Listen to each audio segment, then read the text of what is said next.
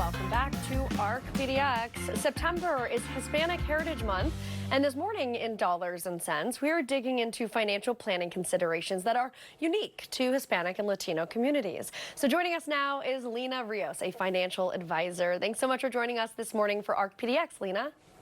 Good morning. Thanks for having me. Of course. Okay, so despite growing economic influence, why do Hispanic households still lag behind in wealth accumulation compared to other households? Well, a lot of it has to do with access to information, education and financial literacy that's in their language, and just, having the fundamental tools that everybody has access to.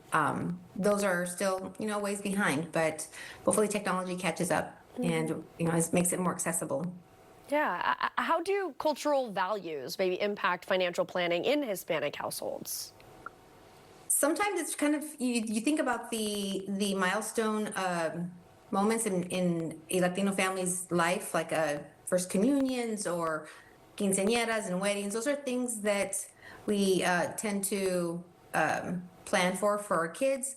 And, depending on who pays for the wedding is usually the groom's family pays for the wedding, where traditionally in the American culture, the bride's family pays for the wedding. So there's a lot of differences that are also changing. You've got millennials that are very independent and they plan and they have a lot more technology handy and they can Etsy stuff. And so it's a little different now than it was back then, back in the original cultural traditional ways.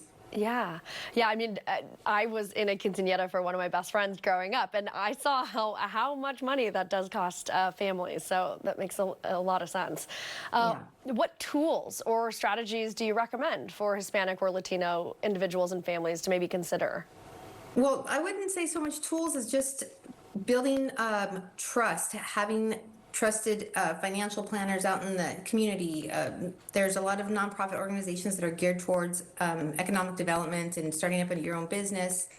There are like the local Hispanic chambers that you can, connect with and find good people in the community. They're willing to help start, a path of financial planning as well. And what role does language and that trust play in financial advising for Hispanic clients? Knowing the language is great because obviously that's your way to communicate, but also understanding the culture, the why, the story behind each family's goals, and everybody has their story, not just the Latino population, but we do definitely keep that in mind, building wealth for not only our households, but also generations to come, and then to take care of the generations before us as well. So it's very typical for us to have multi-generational families in one home. Yeah, definitely. This was some really great information. Lina Rios, a financial advisor, thank you so much for joining us here on ARC PDX this morning. Yeah, thank you for having us.